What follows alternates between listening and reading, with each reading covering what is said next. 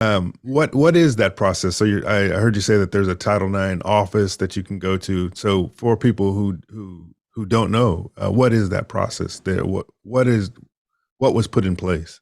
Yeah, so the way that it's supposed to work, or that it works when it works well, is that if someone's experiencing discrimination, like let's say that that a guy's being harassed on campus, or that in an experience I've had before, like male athletes come to me and they say that their coach is like being emotionally harassing, or like depriving them of food, things like that, in order to like punish them for what he thinks is underperforming, and using gendered language toward them to do that, right? So something like that constitutes a Title IX violation. So as soon as a student, but it could really be anything, like any form of discrimination, and it could be any employee, from someone who's doing janitorial to anybody on campus. So as soon as that person basically shares that info with someone else on campus, like let's say me, um, what they call a mandated reporter, which like anyone who works at a school, whether it be like elementary school, high school, is, then you have to report it. So at the college level, you report it to an office called the Title IX office.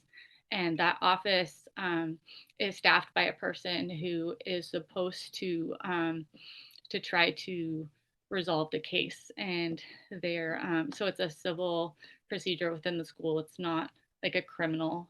It's like not the kind of situation that involves the police. It's the kind of situation where it's taken care of on campus. And if it's a case of, let's say, like discrimination academically, um, you know, then approaching let's say, the professor who's discriminating, or the boss who's being threatening, and trying to, eradicate those behaviors, or change that situation, or protect the student or the person who's being harassed, that's the first priority.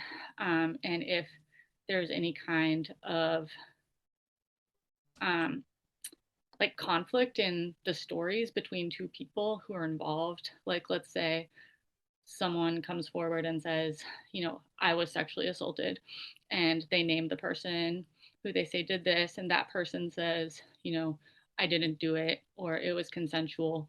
um, then the Title IX office has to have a hearing, has to have a way to listen to both sides, and then it should be built in that they have a way to protect the student who is alleging they went through this. And so that might mean, letting them move to a different dorm where they don't have to see this other person, or, letting them switch their class times or something like that if they have a lab with this person.